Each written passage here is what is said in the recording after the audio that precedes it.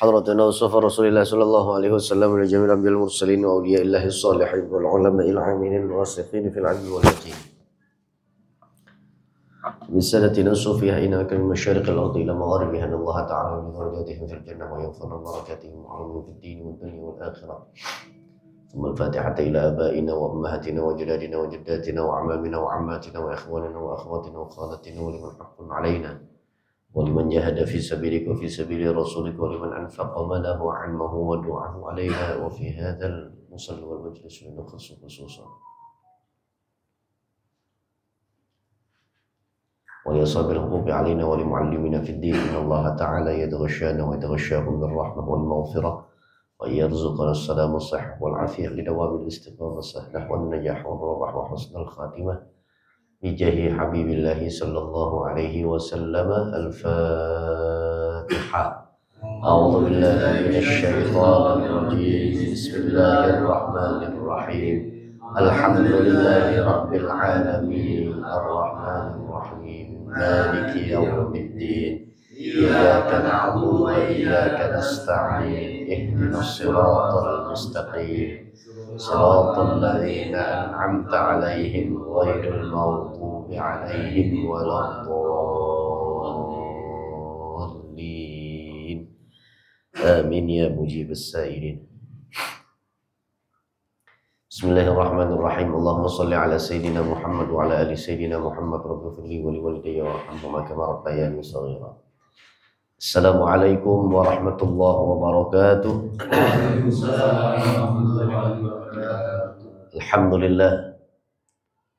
Alhamdulillah nahmaduhu wa nasta'inuhu wa nastaghfiruhu wa na'udzu billahi min shururi anfusina wa min sayyiati a'malina. من يهده الله فلا مضل له ومن يضلل فلا هادي له ثم الصلاة والسلام على رسول الله سيدنا محمد بن عبد الله وعلى آله وأصحابه ومن والاه لا حول ولا قوة إلا بالله سبحانك لا علم لنا إلا ما علمتنا إنك أنت العليم الحكيم اللهم ارزقنا فهم النبيين وحفظ المرسلين وإلهام الملائكة المقربين برحمتك يا أرحم الراحمين آمين يا رب العالمين. Amma ba'du ma'asyiral muslimin, para jemaah sekalian yang dimuliakan oleh Allah Subhanahu wa taala. Alhamdulillah tsumma alhamdulillah.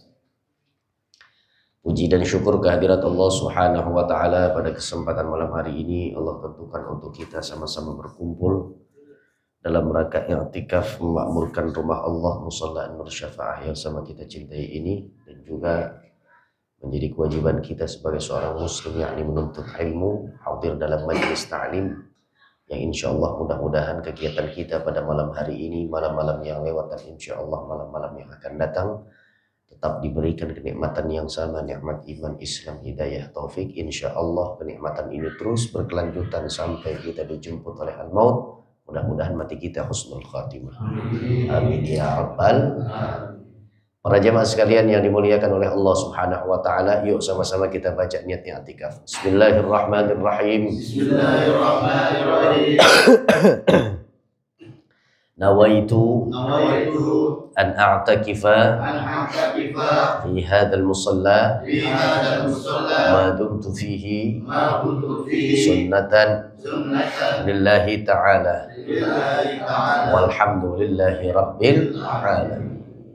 Para jamaah sekalian yang dimuliakan oleh Allah Subhanahu wa taala, baru saja kita umat Islam, masyarakat muslim baik di Jakarta, Indonesia, bahkan seluruh dunia, baru saja kita melewati serangkaian acara dan juga ritual ibadah kemuliaan kita, yakni pada bilangan awal Zulhijjah sampai puncaknya adalah kemarin 10 Zulhijjah. Jadi kalau Ramadan itu ada 10 terakhir yang dimuliakan oleh Allah, dari mulai malam 21 sampai malam 29 dan sampai berakhirnya detik terakhir Ramadan. Namun Dzulhijjah memiliki keistimewaan ada berada pada 10 awal Dzulhijjah. Dari tanggal 1 sampai tanggal 10 Dzulhijjah itulah hari-hari yang paling dimuliakan oleh Allah Subhanahu wa taala. Puncaknya adalah pada tanggal 9 Dzulhijjah, 10 Dzulhijjah. Ada apa rangkaian ibadah anak manusia, masyarakat muslim kita, yaitu adalah adanya ibadah udhiyah atau yang biasa disebut dengan ibadah kurban. Masya Allah. Di antara sekian banyak nilai ibadah yang ditorehkan oleh setiap hamba Allah Subhanahu wa Ta'ala, seluruh ibadah kita memiliki potensi dua: bainal qabul wa radduha, antara diterima atau ditolak. Dan semua ibadah kita begitu. Harap cemas kata orang. Tapi harapnya dua kali kita ulangi.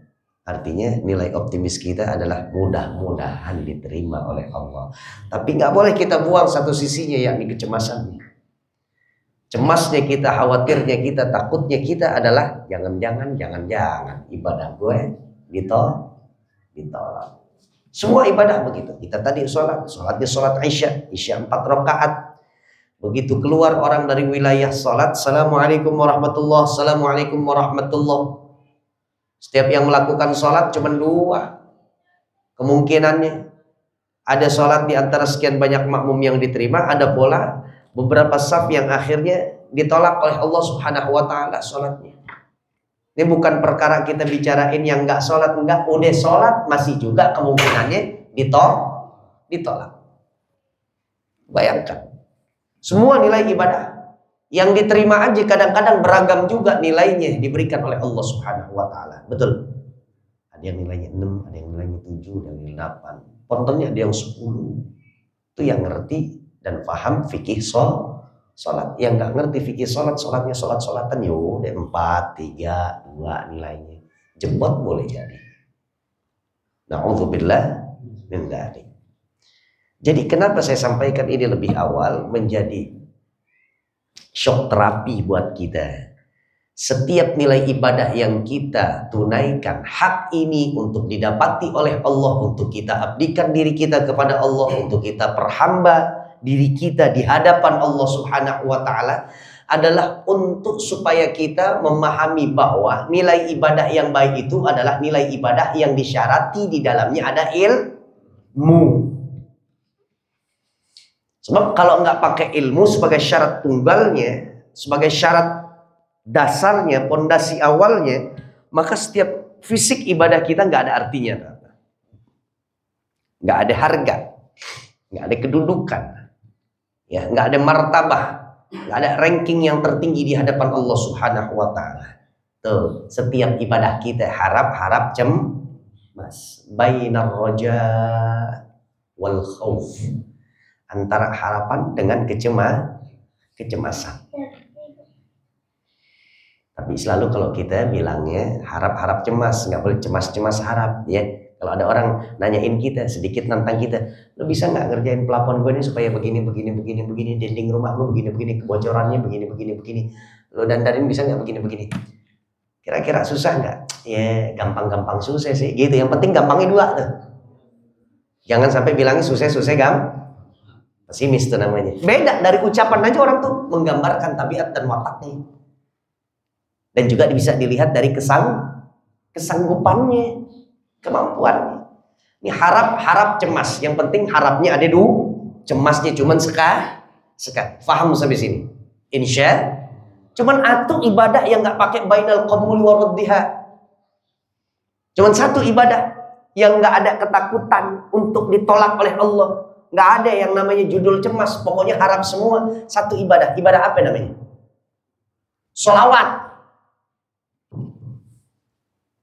Ulama merumuskan demikian. Kendati pun sholawat ente penuh dengan keriaan, biar didengar sama orang, biar dikata pecinta sholawat, biar dibilang sholawat dia bilangannya udah ribuan. Wah, tuh tasbih udah pusing vertigo kali tuh tasbihnya. Kenapa diputer terus ribuan sholawatnya? Andai kata orang itu yang bersolawat, untuk ditujunya adalah hal yang berbentuk pujian atau sanjungan dari orang lain, tetap sampai solawatnya kepada Rasulullah SAW. Enaknya begitu tuh solawatnya. Enaknya gitu. Jadi kalau ibarat kita dagang kita nih solawat begitu ya. Nggak ada istilah rugi. Untung Bukan nutup modal, enggak, untung. Kan peringkatnya rugi, balik modal, untung. Coba. Ibadah yang selalu untung, dan nggak ada kata rugi, artinya pasti diterima, nggak ada istilah ditolak. Apa ibadahnya? Sholawat. Coba catat, jadiin prinsip dalam hidup, biar jangan malas. Apalagi malam Jumat, kan nilai keistimewaan itu, keutamaan kita malam Jumat. Aktsiru minas sholati alayya fi lailatul jum'ah wa yaumil jum'ah. Perbanyaklah oleh kalian baca sholawat kepadaku di malam Jumat dan di hari Jumat. Artinya dari malamnya sampai besok baca sholawat. Dan hebatnya sholawat ini sering kali saya sampaikan, semua ibadah yang diperintah oleh Allah Subhanahu wa ta'ala, Allah nggak kerjain.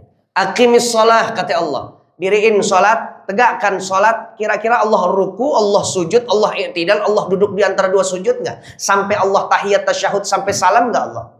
Kan nggak.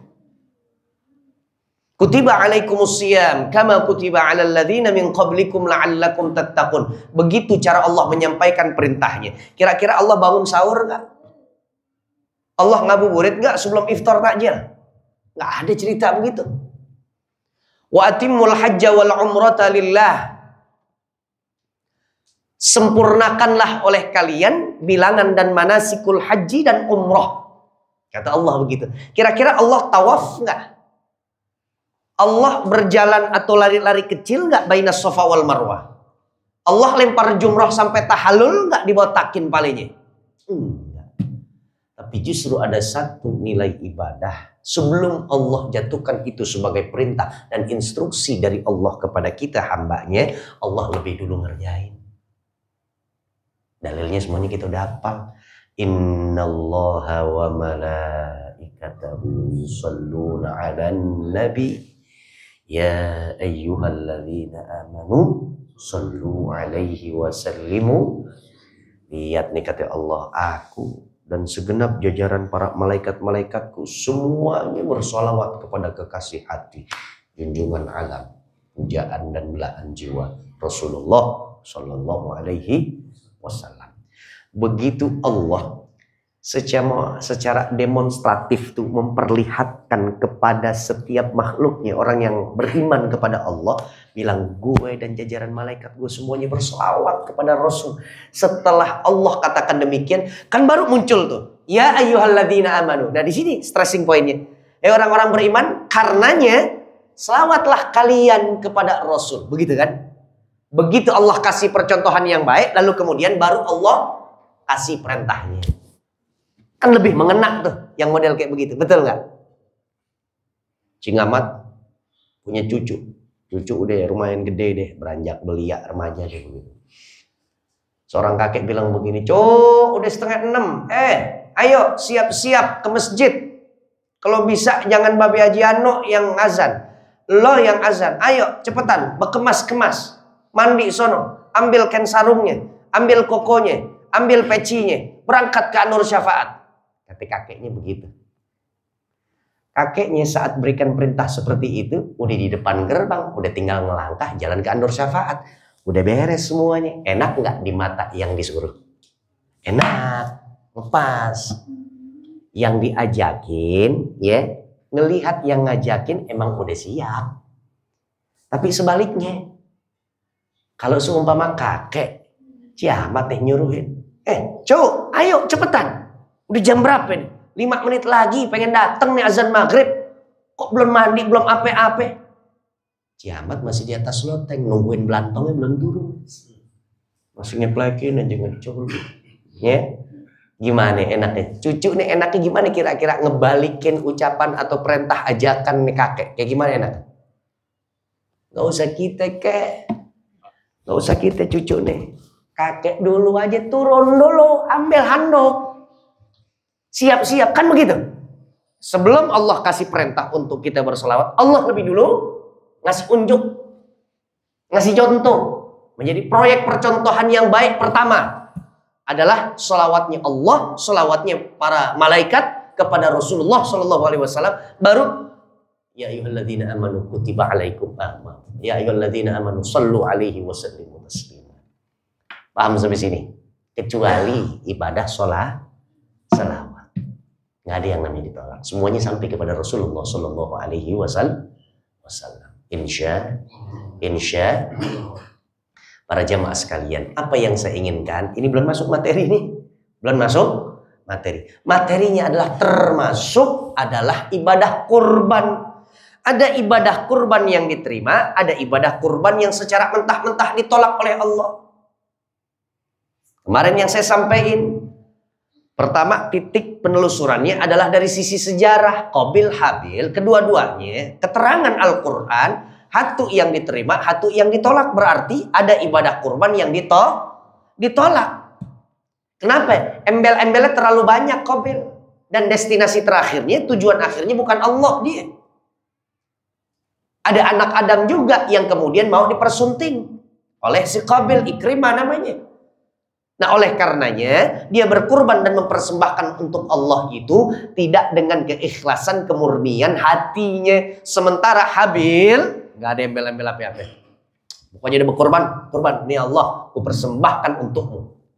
Makanya disebutnya la yanalullahu luhumuha wala dima'uha walakin yanaluhut taqwa minkum. Tidak akan pernah sampai darah-darahnya hewan kurban, karena saat disembelihkan muncrat tuh darahnya, ya kan? Dan juga tidak akan pernah sampai daging-daging hewan kurban yang dipotong disembelih, melainkan yang lebih dulu diterima oleh Allah dari ibadah kalian adalah nilai ketakwaannya. La haula wala quwata, la haula wala quwata. Makanya takrifnya, definisi daripada kurban kemarin saya sampaikan, ma yudbahu minan na'ami taqarruban ilallahi ta'ala. Setiap hewan ternak yang disembelih dengan diniatkan untuk dijadikan kurban, lalu kemudian sebagai wujud taqarruban ilallah, pendekatan diri kepada Allah dari seorang hamba kepada sang Khalik penciptanya Allah subhanahu wa ta'ala, itulah ibadah kurban yang diterima. Jadi sampai sini kita bisa menginvestigasi diterima atau tidaknya kurban seseorang. Paham udah kita syarat dan ketentuannya apa. Nah, tinggal saat ini kita akan angkat apa yang Allah kasih saat pengkurban atau sahibul kurban, dalam bahasa fikih mudahhi, sang pengurban. Kalau kurbannya diterima oleh Allah subhanahu wa ta'ala, apa yang dibalas oleh Allah subhanahu wa ta'ala? Kebaikan model apa yang Allah paruhkan untuk mereka? Ini yang menjadi materi kita malam ini. Dari hadis kualitas sahih dari Aisyah radhiyallahu taala anha, Nabi sallallahu alaihi wasallam mengucapkan hadisnya, ma amila adamiyun min amalin yauman nahri ahabbu ilallahi ta'ala min ihraqid dammi. Tidak ada amalan di antara amalan anak-anak Adam di hari nahar, di hari raya kurban, yang paling disuka oleh Allah subhanahu wa ta'ala dari jenis kegiatan tersebut selain daripada hari sunnah tumpah darah, yakni menyembelih hewan kurban. Jadi ada waktu yang kemudian dikhususkan ada amalan di dalam waktu-waktu tertentu. Contoh misalkan, yang paling bergengsi dari hari Jumat ada ibadah apa Pak? Ibadah sholat Jumat. Yang ibadah sholat Jumat ada nggak di Selasa, Rabu, Kamis? Nggak ada, adanya cuma hari Jumat. Umpama nih, sekarang nggak mengikat pada satu kegiatan di hari tertentu. Misalkan di hari apapun, zikir boleh nggak? Boleh. Di tempat manapun kira-kira zikir boleh nggak? Boleh. Tapi kelipatan itu pahala akan diberikan oleh Allah kalau kita zikirnya di hari Jumat, hari baik. Di tempatnya juga tempat yang baik. Misalkan di musola kita. Betul.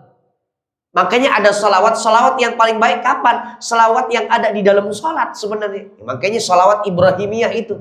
Allahumma sholli ala Sayyidina Muhammad wa ala ali Sayyidina Muhammad kama shallaita ala ali Ibrahim wa ala ali Ibrahim.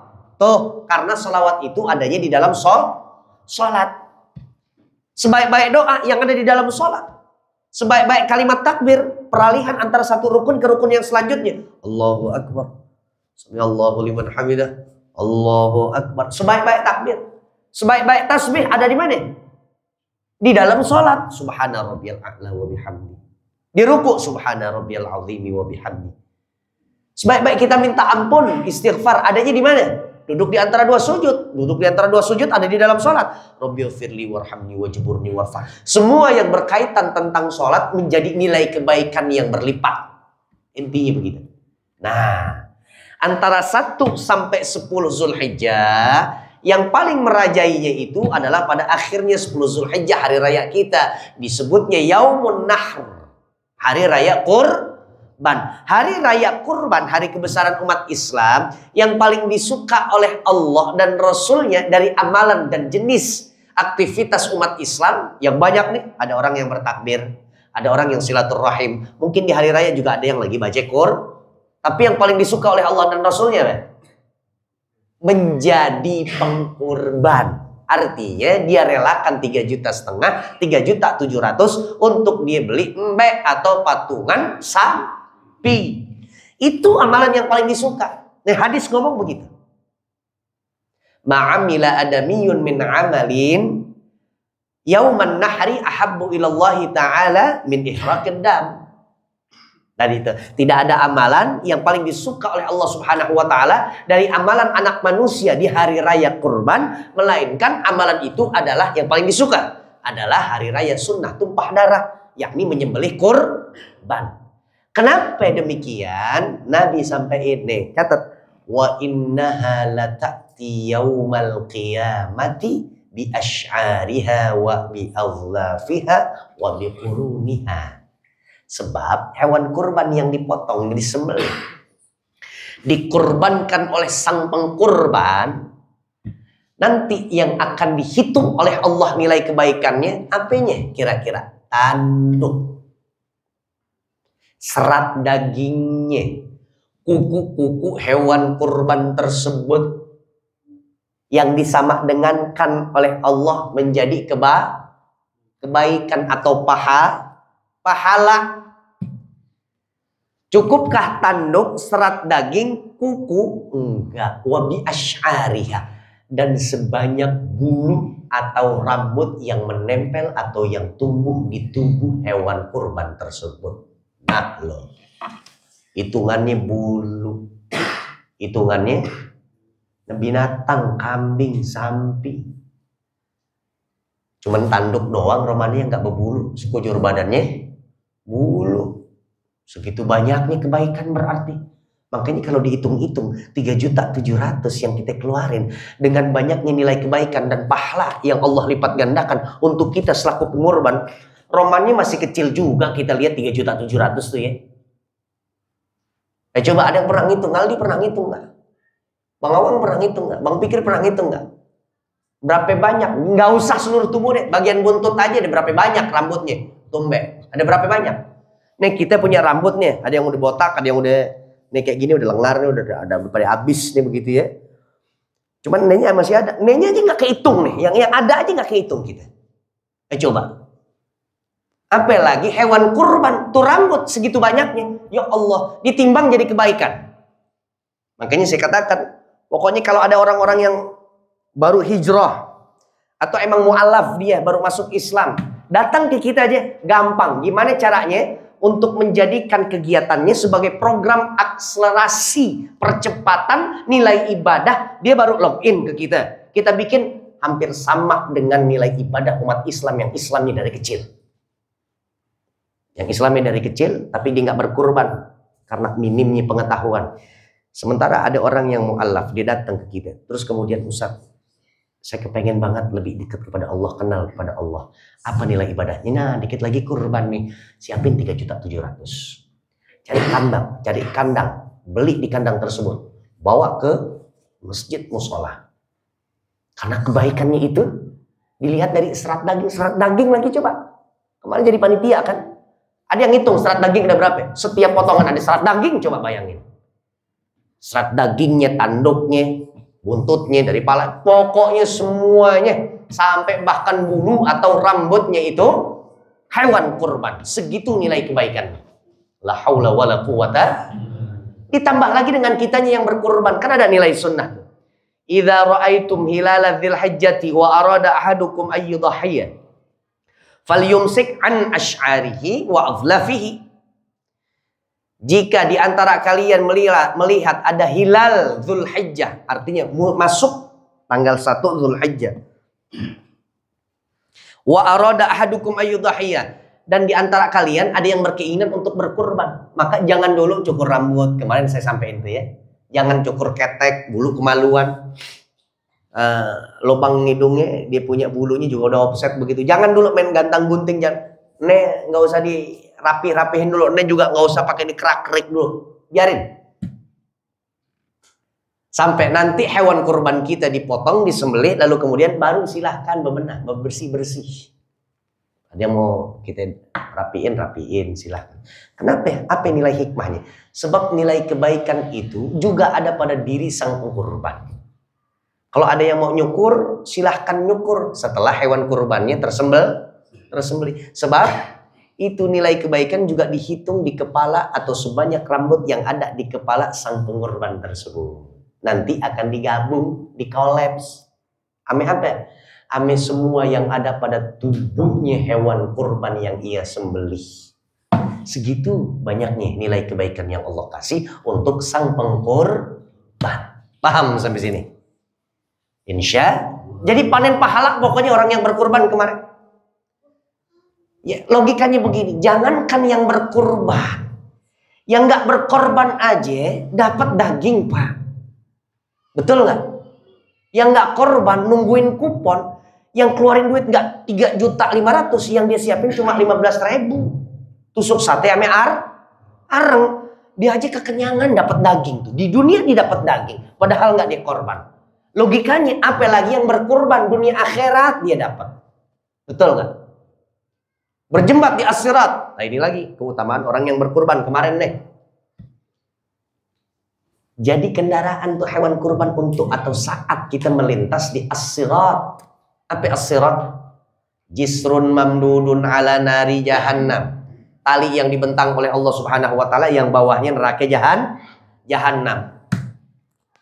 Kan jadi kita naikin mbek-mbek kita yang kita kurbankan di tahun-tahun yang pernah cerita di dunia lah dulu. Kita naikin mbek. Ya, yang kolektif 1 sampi 7 orang. Gimana dong? Naikin juga. Ya pangku-pangkuan deh. Patungan. Patungan. Kalau embek sendiri. Domba sendiri. Nggak berdua, nggak bertiga. Nggak bertujuh.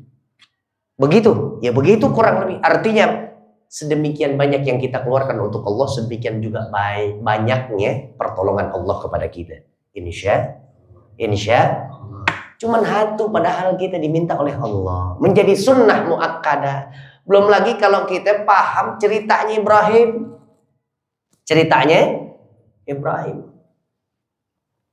Ini rada panjangan dikit, kira-kira ceritanya nggak ya?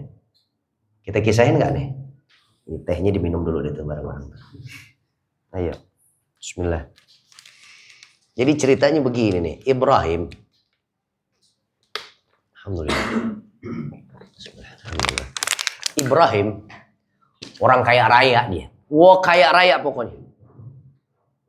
Kalau orang-orang sekarang bilangnya wah sultan dia. Sultan. Kita kurban setahun berapa kali? Sekalinya kita berkurban langsung pakai 100 kambing apa cuman 1 kambing? 1 kambing. Ibrahim dalam sebuah kisah riwayat yang diceritakan, Ibrahim itu 25 unta, 100 kambing yang dipotong saban hari, kemudian hasil potongan hewannya dibagikan kepada warga sekitarnya Ibrahim. Saban hari 25 onta. Onta nih sekarang nih kalau gitu ya Civic second aja kebeli harganya onta 70-75 juta harganya tuh, yang cakep ya, yang cakep maksudnya yang dagingnya begitu, penuknya yang banyak dagingnya. Itu harganya onta. 25 ekor unta dipotong secara cuma-cuma, artinya dikasih gratis. Dan nggak nunggu 10 Zulhijjah. Ya 10 Zulhijjah kan syariatnya Rasul. Tahun kedua Hijriyah adanya penyelenggaraan syariat yang bernama Idul Qurban, Udhiyah. Rasul saat itu baru diturunkan syariat oleh Allah Subhanahu wa Ta'ala. Ya langsung bilang, 1 sapi silahkan 7 orang. 1 ekor kambing ya untuk 1 orang, kecuali Nabi. Nabi menjadi kewajiban, lalu kemudian 2 kibas langsung yang dipotong sama Nabi. Ini Ibrahim beda ceritanya, anti mainstream. Anti mainstream Ibrahim. 1 hari 25 ekor ontak dipotong, ditambah 100 ghanam, 100 syat, artinya adalah kambing. 100 ekor dipotong setiap hari. Karenanya akhirnya Allah Subhanahu wa Ta'ala memanggil para malaikat, lalu kemudian mengatakan di hadapan para malaikat, ya malaikat, lihat itu, Ibrahim kekasihku, Ibrahim hamba pilihanku, Ibrahim hambaku yang paling pokoknya habis-habisan dipuji, disanjung Allah, ditinggiin Ibrahim di hadapan para malaikat. Sampai malaikat sendiri hebat, keren, angkat topi dia, kalau kata kita angkat topi, salut sama Ibrahim. Makanya Allah Subhanahu wa Ta'ala dalam Al-Quran dikatakan, wattakhadallahu Ibrahim khalila. Dan Allah jadikan atau Allah angkat Ibrahim itu sebagai hamba pilihannya Allah Subhanahu wa Ta'ala. Kekasihnya Allah, pendampingnya Allah. Kenapa? Pintar mengambil hatinya Allah Subhanahu wa Ta'ala. Apa yang Allah kasih, itu yang dikeluarin sama Ibrahim. Sampai akhirnya apa? Malaikat dikata gini sama Allah, malaikat, kalau ente mau menguji coba lebih jauh lagi kepada Ibrahim dan dirinya serta kehidupannya, ane izinin ente, 1 di antara ente turun ke bumi, uji silahkan atas izinku, kata Allah. Akhirnya 1 di antara malaikat yang begitu banyak dan sangat megah, mewah begitu tuh malaikat turun menyerupai seorang laki-laki. Tubuhnya besar, badannya tegap, pokoknya badan proporsional katanya, badan yang proporsional. Turun ke bumi dalam rangka menyambangi rumahnya Ibrahim. Diketok pintunya Ibrahim. Kata Ibrahim, siapa di luar? Man anta fil kharij?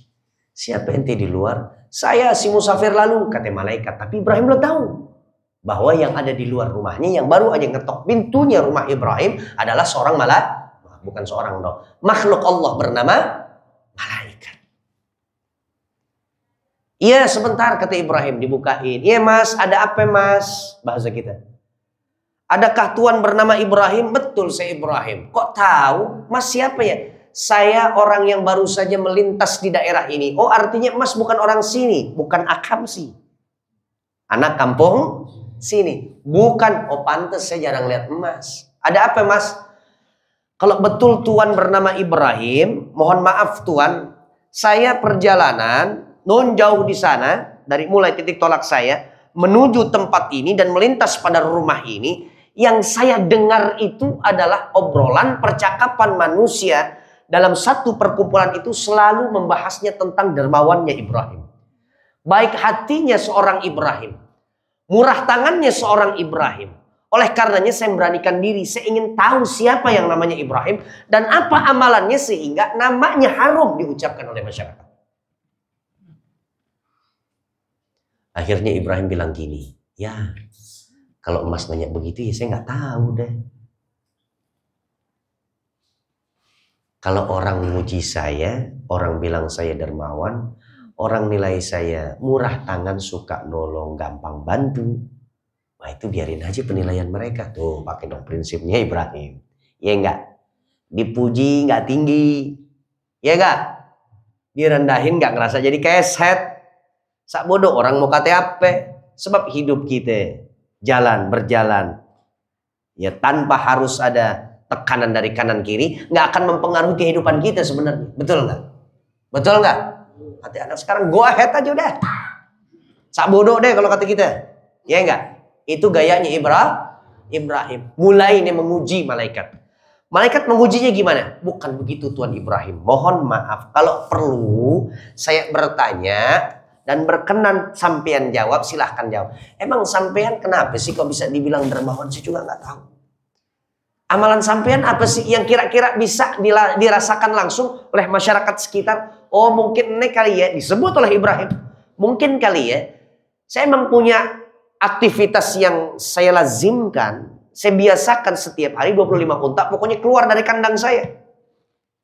Saya suruh orang-orang suruhan saya untuk memotong lalu kemudian nyebarin daging-daging. Dan saya kasih cuma-cuma. Makan mereka semuanya. Unta 25 biji, 25 ekor. Untuk ghanamnya, untuk syatnya, untuk kambing. Ani keluarin 100. Setiap hari kata malaikat. Setiap hari. Nggak pernah libur tuh, enggak. Pokoknya saban hari. Mulai mengujinya gimana malaikat? Nah itu maksud saya Tuan Ibrahim. Mohon maaf ya Kang, udah maaf banget.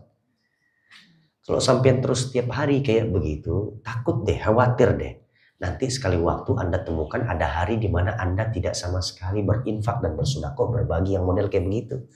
Lantaran apa? Yang di kandang udah buras, tahu buras? Bedanya buras sama buras apa? Buras nggak enak buras, kalau buras enak kalau buras. Jadwalin kapan kira-kira buras? Insya ya, naik tok dikit dong bang. Ya lempeng banget ngajar. Jangan pakai lempeng-lempeng banget ngajar. Alhamdulillah. Jangan gak usah dianggap bercanda, anggap aja serius.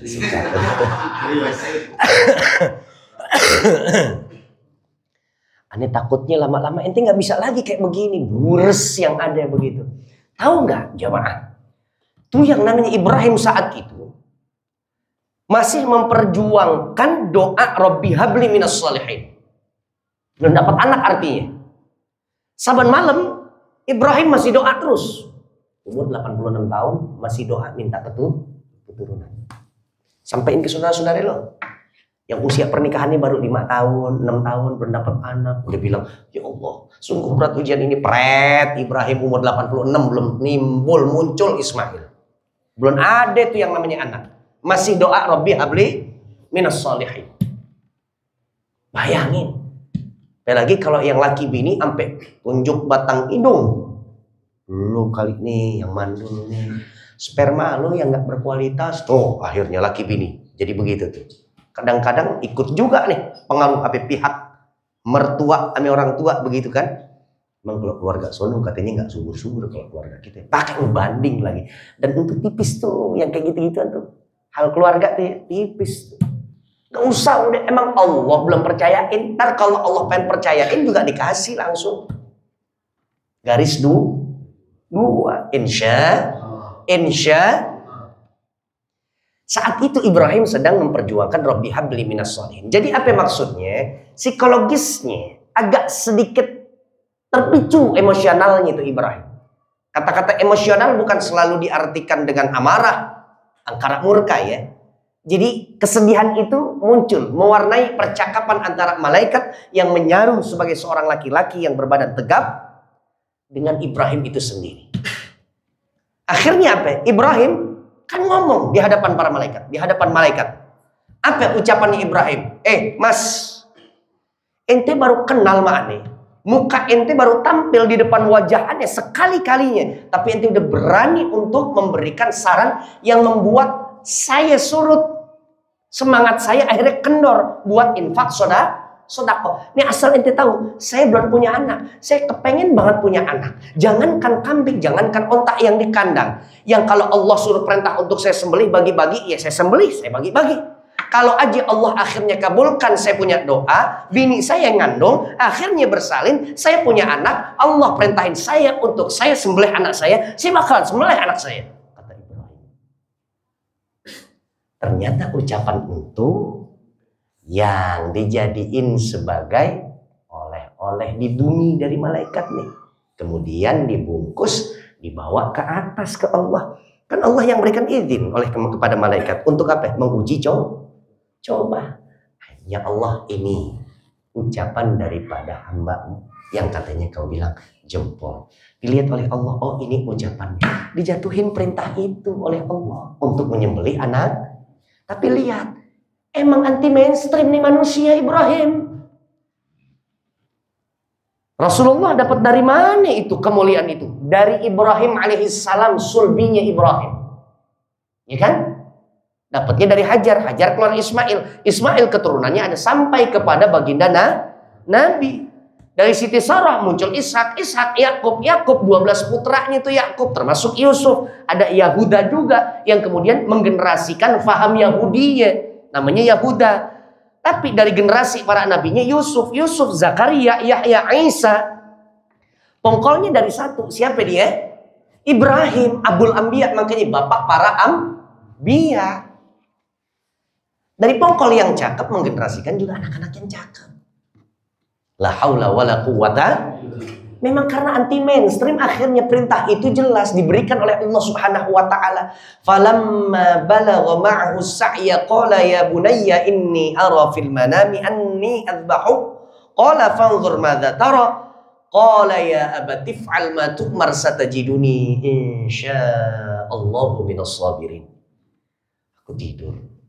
Dalam tidur ada buahnya, ada mimpi. Mimpinya perintah untuk aku sembelih engkau wahai Ismail. Ismail, menurut engkau gimana? Apa pendapatmu wahai ananda sayang? Wahai bapakku tua lautan baktiku, wahai ayahanda yang menelurkan darah dan daging pada tubuhku, demi Allah, jika itu adalah perintah dari Allah dan tidak terkontaminasi dengan iblis punya kecohan, maka persiapkan keyakinanmu, jauhkan rasa ragu dan kebimbanganmu.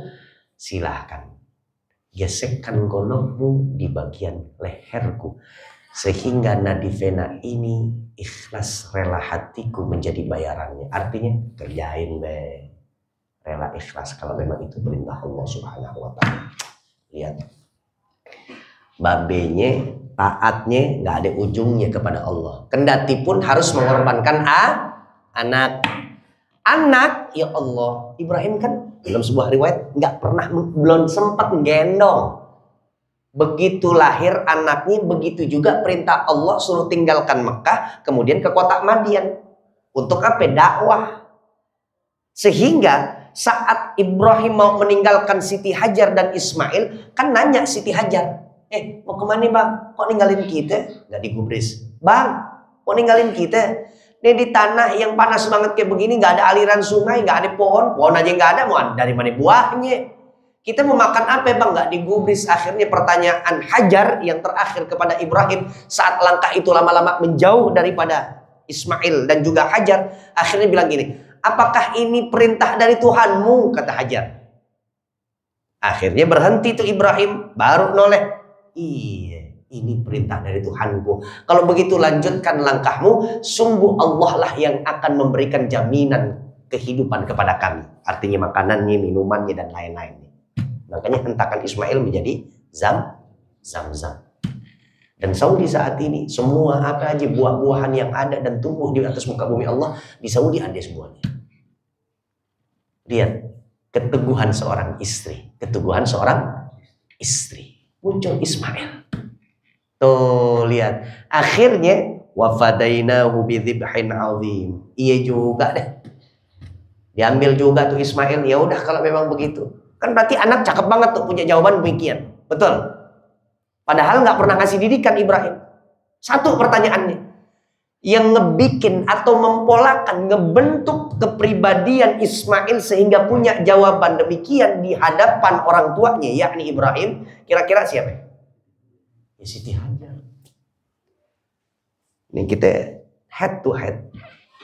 Kita antar mata nih, laki-laki semuanya nih. Kita laki cenderung lebih sedikit kebersamaan kita sama anak-anak kita. Betul kan? Nah, itu yang tadi suaranya ketawa tuh lebih banyak tuh. Lebih banyak kebersamaannya kepada anak-anak kita. Lihat kepada siapa kita menitipkan anak kita saat kita nggak ada dalam rumah kita. Coba. Apakah bini kita udah seperti Hajar yang diharapkan oleh Ibrahim? Atau bini kita masih jauh dari kata Hajar zaman sekarang? Kan begitu. Sebab ini yang akan menjadi dorongan munculnya tabiat, watak, dan karakteristik daya tempur anak kita saat dia menghidupi dirinya dan juga tanggung jawabnya di masa mendatang. Paham nggak kira-kira sampai sini? Tapi nggak melulu soal perempuan. Oh, kalau begitu yang namanya ibu itu sekolahan pertama bagi anak, betul. Al-Madrasatul Ula lil Abna. Tapi kadang-kadang sudah ada kemaksimalan dari seorang ibu yang mengantarkan anaknya dengan pendidikan yang baik, tapi tetapnya anak bandel. Gara-gara apa? Gara-gara bapaknya bawa duit haram dari luar rumah, berani banget dibawa masuk ke dalam rumah. Sehebat apapun seorang ibu, dia juga sang pendidik, dia juga sang pengajar, dia juga sang penanam, dia juga yang nantinya akan menjadi pemanennya. Tapi kalau dari bibitnya nggak bagus, asupannya dari sesuatu yang haram, hancur-hancur juga tuh anak. Nah, ini kolaborasi yang indah, tepat paduannya. Ibrahim tadi begitu, taatnya nggak ada ujungnya. Kalau kata anak sekarang, taatnya Ibrahim nggak ada obat, nggak ada obat. Anak sekarang bilangnya begitu. Sementara Hajar, masya Allah, keikhlasannya, kerelaannya, ditinggal. Bang Toyib kalah 3 kali lebaran. Nih, belasan tahun dalam sebuah riwayat. Tafsirul Quranil Azim oleh Syekh Al-Imam Al-Hafidh Ibnu Katsir. Tafsir Ibnu Katsir. Anak pondok bilangnya. Disebutnya 15 tahun lamanya Ibrahim nggak jumpa dengan Ismail anaknya. Begitu ngelihat tiba-tiba udah gede Ismail. Yang sekiranya bisa ikut bersama-sama berusaha dengan ayahandanya. Artinya udah remaja. Siapa nih? Ismail. Dapatnya dari seorang Hajar. Ya, masya Allah. Dan dapat dari Hajar Ciamat ya. Dan kalau ceritanya begitu, kan aslinya kan dapatnya dari Siti Sarah. Siti Sarah yang pertama tuh, ya kan? Makanya doanya itu, Rabbi hablin nasoleh, Rabbi hablin nasoleh. Belum dapat dari Siti Sarah. Nggak taunya Siti Sarah merasa nggak enak sama Ibrahim. Mungkin ya, mudah-mudahan tepat kali ini, mudah-mudahan. Kalau salah mohon dimaafkan. Tapi saya juga nggak memandang ini sebagai cara saya merendahkan Siti Sarah, enggak. Setiap para nabi-nabi Allah pasti dibuahkan oleh Allah pendamping yang baik, kecuali dalam Al-Quran, kecuali istri Nabi Nuh dan istri Nabi Allah Lut alaihi wassalam. Ya. Sepertinya kalau kata anak sekarang bilang agak improper jadinya. Siapa nih? Siti Sarah. Kenapa? Ngomongnya begini ke Ibrahim. Bang, abang kan seorang nabi. Sementara kelaziman seorang nabi itu harus memiliki keturunan, anak laki-laki. Untuk apa? Melanjutkan nilai dakwah yang diberikan oleh Allah untuk Islam dan juga untuk umat Islam. Sementara saya belum membuahkan untuk abang, bang. Di pojok sono RW paling ujung ada yang namanya Hajar. Hajar orangnya jempolan. Perempuan dulu dia pernah sekali-kali bantu-bantu di rumah kita. Orangnya solehah deh. Kita main-main yuk silaturahim, dibawa deh tuh. Nah laki dikatanya suruh silaturahim kan udah iya aja. Ibrahim iya. Ya udah ayo. Sampai di sono nggak taunya beda lagi ngomongnya nih Siti Sarah. Siti Sarah bilang ke hadapan Hajar, kalau Mbak nggak berkeberatan, saya menginginkan untuk Mbak bisa mengandung dari benih suami saya. Maksudnya apa? Mbak mau nggak diperistri, dipersunting oleh suami saya? Saat itu yang gugup bukan yang ingin mempersiapkan jawaban, bukan Hajar, tapi yang akhirnya jadi salah tingkah ya Ibrahim. Paham nggak sampai sini? Paham nggak? Jawab dulu, paham nggak? Jangan ngayal dulu, jangan. Ini cerita cuma ada di Ibrahim nih, ya. Ya Allah, ini cuma Ibrahim yang begini punya Siti Sarah. Jangan dulu, lo mau gitu sih. Jadi saat ditanya oleh Siti Sarah, jawaban itu ditunggu karena Siti Sarah. Apa jawaban Hajar? Tapi yang jadi salah tingkah kikak-kikuk begitu kan Ibrahim gitu. Nggak tahunya kemari mau diaprokin gua sama perempuan yang ini. Nggak pakai ditanya. Kalau abang mau kan bersih, nggak pakai ditanya. Begitu Siti Hajar bilang katanya, jika tidak merusak keutuhan daripada kehidupan rumah tangga Anda berdua. Akhirnya jadi. Makanya keluar Ismail, kata orang benar. Kalau satu belum ada, Dapatnya insya Allah dari dua. Begitu dua ngandung nih Hajar. Ada Ismail keluar. Nepa. Siti Sarah akhirnya juga ada Isa. Oh ternyata begitu caranya. Ngayal lagi. Kan nggak bilang. Maksudnya ini cerita cuma ada di Ibrahim, Siti Hajar, Siti Sarah. Begitu. Jadi katanya pancingan. Insya. Ya diterusin juga nggak enak, mukanya udah pada senyum-senyum. Kecut, mukanya jadi beda senyumnya gitu. Ya Bang Meti ya. La haula wala quwata illa billah. Padahal kita kurban cuma satu dan itu Saban 10 Zulhijjah, artinya setahun sekali doang. Ibrahim sebegitu hebatnya. 25 onta, 100 kambing. Makanya ceritanya selalu diabadikan oleh Allah Subhanahu wa taala. Yang tadi itu shalawat Ibrahimiyah. Kenapa? Allahumma sholli ala sayyidina Muhammad wa ala ali sayyidina Muhammad kama shallaita ala Ilyas wa ala ali Ilyas. Kenapa enggak Ilyas yang disebut? Kenapa jadinya Ibrahim? Allahumma sholli ala sayyidina Muhammad wa ala ali sayyidina Muhammad kama shallaita ala Nuh wa ala ali Nuh. Ali gitu Nuh yang disebutnya. Enggak. Sampai Musa juga enggak, Isa juga enggak. Tapi yang disebut Ibrahim. Wa inna Ibrahim la'awwabun halim. Sungguh Ibrahim itu adalah orang yang sangat bijak, sangat berakhlak mulia dan santun lagi. La haula wala quwata. Dan nilai kebaikan yang diberikan oleh Allah saat orang berkurban itu adalah nilai kebaikan yang Allah berikan saat Allah melihat kebaikan Ibrahim pada diri orang-orang tersebut. Artinya apa? Kebaikan Ibrahim akan ada pada diri orang yang berkurban. Karena siap dia untuk berkurban. Karena Ibrahim berkurban, orang yang berkurban juga akan diberikan kebaikannya Ibrahim. Insya. Paham sampai sini? Dan nilai filosofisnya orang yang kemarin berkurban sejatinya dia bukan sedang memotong hewan kurbannya sampai mati. Bukan itu doang yang bikin mati hewan kurban. Bukan. Sang pengorban sejatinya juga dia sedang mematikan sifat hewan yang ada dan bersarang di dalam hatinya. Misalkan kita nih berkurban lalu kemudian kita potong nih, atau dengan jasa jagal potong. Allahumma fataqabbal hadza minka wa laka. Allahumma fataqabbal min Muhammad, min Muhammad Iqbal wa ali Iqbal. Allahumma hadza minka. Allahu akbar, Allahu akbar, Allahu akbar, Allahu akbar, Allahu akbar, walillahil hamd. Selesai. Jadi yang mati bukan cuman hewannya aja, tapi yang kita lagi matiin juga sifat hewan yang ada dalam kehidupan kita. Sifat hewan gimana sifat hewan? Nggak ngerti mana punya dirinya, mana punya orang lain, kan gitu. Betul nggak? Ngelihat suka kambing tiba-tiba langsung dia panjat aja pinggul yang di sebelahnya. Dinaikin aja. Begitu. Dia nggak tahu tuh. Kadang yang laki yang dipanjat juga. Itu sifat hewan. Dia nggak mau tahu, pokoknya di depan gua ada rumput, itu yang gua makan. Sak bodoh. Ini yang ngasih emang pemilik gua tuh yang miara gua, atau ini adalah rumput tetangga gua, yang penting hijau katanya. Gua hajar aja, gua sikat tuh kambing. Betul nggak? Kambing nih, kambing nggak boleh diisengin sedikit aja dia, nggak boleh usil sama diri, berbalik dia nanduk. Colek sedikit belo langsung. Kurang ajar lo ya. Kambing. Sindir sedikit, bawain parang. Kambing namanya itu. Emosional kita, amarah kita nggak terkendali, namanya hewan.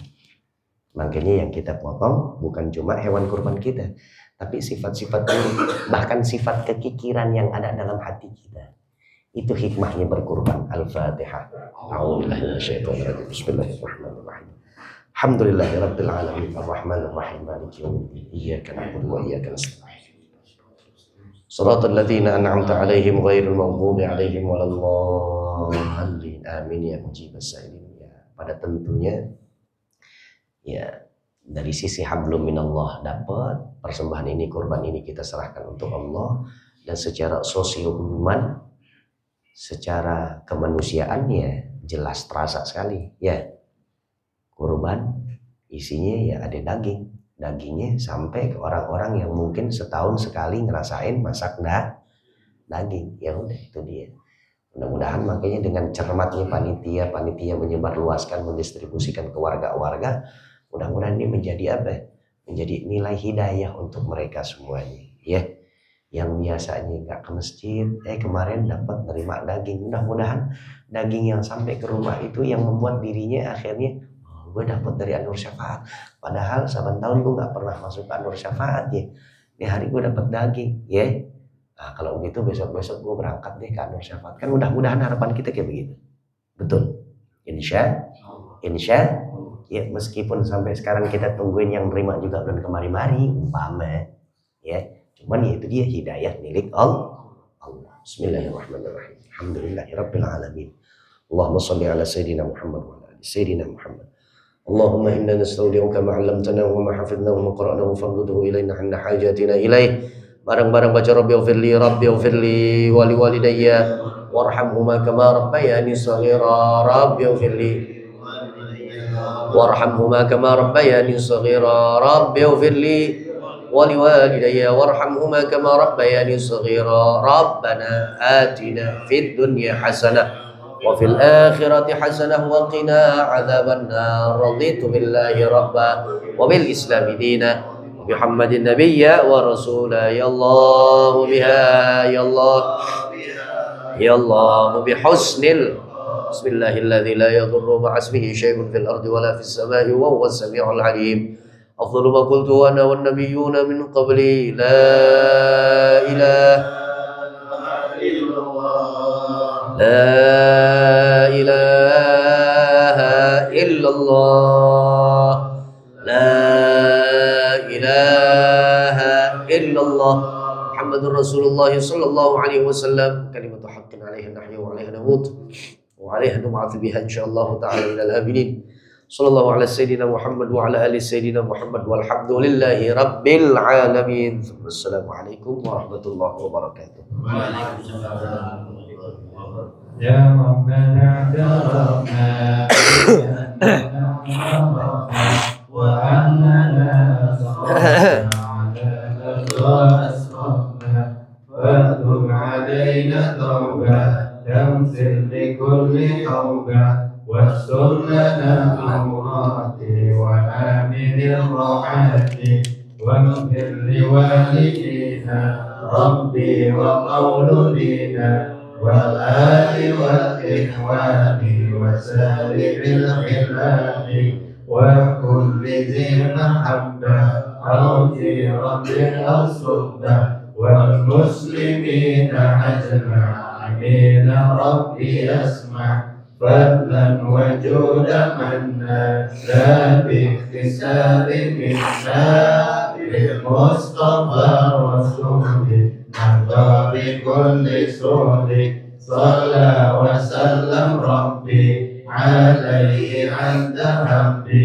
وآله وصحبه عداد قصر صحبه والحمد لله في البلد والشهاد. الحمد لله رب العالمين.